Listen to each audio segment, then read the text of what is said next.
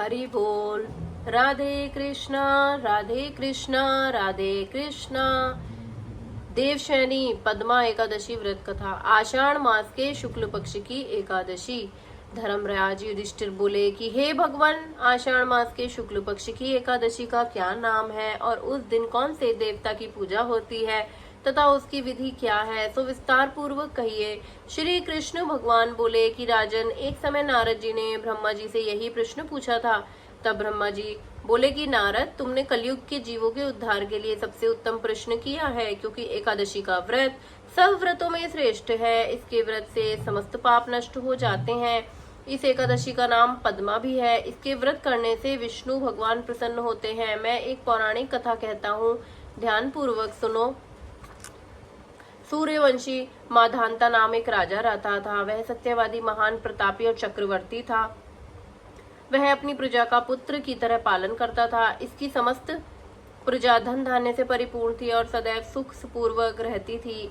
उसके राज्य में कभी अकाल नहीं पड़ता था। एक समय राजा के राज्य में अकाल पड़ गया और प्रजा अन्न की कमी के कारण अत्यंत दुखी रहने लगी। राज्य में यज्ञ होना बंद हो गए। एक दिन प्रजा राजा के पास जाकर प्रार्थना करने लगी कि हे राजन, समस्त विश्व की सृष्टि का मुख्य कारण वर्षा ही है। इसी वर्षा के अभाव से राज्य में अकाल पड़ गया है और अकाल से प्रजा मर रही है। हे राजन, आप कोई ऐसा उपाय बतलाइए जिससे हम लोगों का दुख दूर हो। इस पर राजा माधांता बोले कि आप लोग ठीक कह रहे हैं। वर्षा के ना होने से आप लोग बहुत दुखी हैं। राजा के पापों के कारण ही प्रजा को दुख भोगना पड़ता है। मैं बहुत सोच विचार कर रहा हूँ, फिर भी मुझे अपना कोई दोष नहीं दिखलाई दे रहा। आप लोगों के दुखों को दूर करने के लिए मैं बहुत यत्न कर रहा हूँ।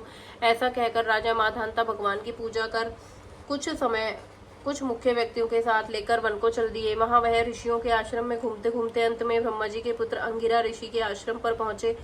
उस समय पर राजा रथ से उतरा और आश्रम में आया। वहां मुनि अभी नित्य कर्म से निवृत्त हुए थे कि राजा ने उनके सम्मुख प्रणाम किया और मुनि ने उनको आशीर्वाद दिया। फिर राजा से बोले कि हे राजन, आप इस स्थान पर कैसे पधारे हैं, सो कहिए। राजा बोले कि हे महेश्वर, मेरे राज्य में 3 वर्ष से वर्षा नहीं हो रही है। इससे अकाल पड़ रहा है और प्रजा दुख भोग रही है। राजा के पापों के प्रभाव से ही प्रजा को कष्ट मिलता है, ऐसे शास्त्रों में लिखा है। मैं धर्मानुसार राज्य करता हूँ, फिर यह अकाल कैसे पड़ गया है, इसका मुझे अभी तक पता नहीं लग सका। अब मैं आपके पास इसी संदेह से निवृत्ति के लिए आया हूँ। आप कृपा कर मेरे इस संदेह को दूर कीजिए और प्रजा के कष्ट को दूर करने के लिए कोई उपाय बतलाइए। इस पर वह ऋषि बोले कि हे राजन, यह सतयुग सब युगों में श्रेष्ठ है। इसमें धर्म के चारों चरण सम्मिलित हैं। इस युग में केवल ब्राह्मणों की ही तपस्या करना तथा वेद पढ़ने का अधिकार है, परंतु आपके राज्य में एक शूद्र भी तपस्या कर रहा है। इसी दोष के कारण आपके राज्य में वर्षा नहीं हो रही है। यदि आप प्रजा का भला चाहते हैं तो उस शूद्र को मार दीजिए। इस पर राजा बोले कि हे मुनीश्वर, मैं उस निरपराध तपस्या करने वाले शूद्र को नहीं मार सकता। आप इस दोष से छूटने का कोई अन्य उपाय मुझे बतलाइए। तब ऋषि बोले कि हे राजन, यदि तुम ऐसा ही चाहते हो तो आषाढ़ मास के शुक्ल पक्ष की पद्मा नाम की एकादशी का विधि पूर्वक व्रत करो। इस व्रत के प्रभाव से तुम्हारे राज्य में वर्षा होगी और प्रजा सुख पाएगी, क्योंकि इस एकादशी का व्रत सिद्धियों को देने वाला है और उपद्रवों को शांत करने वाला है।